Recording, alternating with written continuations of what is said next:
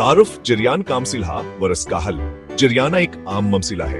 यह मर्दों की सेहत को मुतासिर करता है। जरियान से कमजोरी होती है और जिस्म लागर होता है। इस मसीले का हला एक ताकतवर मिठाई है। यह मिठाई जिस्म को ताकत देती है और जरियान को रोकती है। यह मिठाई कदरत या जजा से बनती है। यह जजा सदियों से तबी फायद के लिए इस्तेमाल होते रहे हैं। अनाजजा में बहुत ताकत है। यह मिठाई आपकी सेहत के लिए बहुत फायदा मंद है। यह नुस्खा बहुत आजमूदा है। इसके इस्तेमाल से आपको जरूर फायदा होगा। इस मिठाई को बनाना बहुत आसान है। इसके इस्तेमाल से आपका जिस्म ताकतवर और तवाना बनेगा। ताकतवर मिठाई अज्जा और उनके फवायद। इस मिठाई को बनाने के लिए चंद आसान अज्जा दरकार हैं।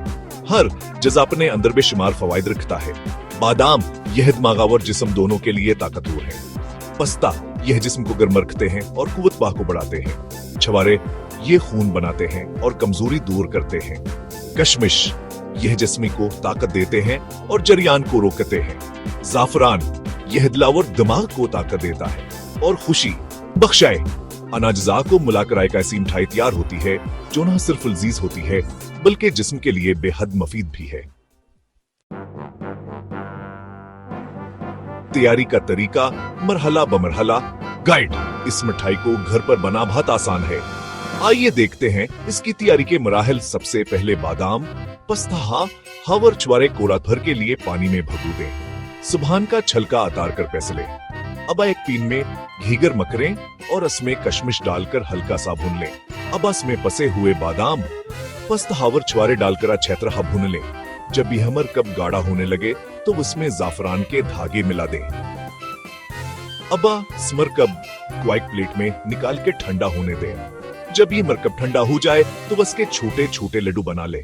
लीजिए तैयार है आपकी ताकतवर और मजेदार मिठाई। सेहत अफजा फवायद और इस्तेमाल। यह मिठाई जिस्म को ताकतवर तवानाई फराहम करती है। यह जरियान के मर्ज में बहुत मुफीद है। इसके अलावा यह याददाश्त को तेज करती है और दिलो दिमाग को ताकत देती है। इस मिठाई का रोजाना इस्तेमाल आपको सेहतमंद और तवाना रख सकता है। आप इसे सुबह नाश्ते में या शाम को चाय के साथ खा सकते हैं।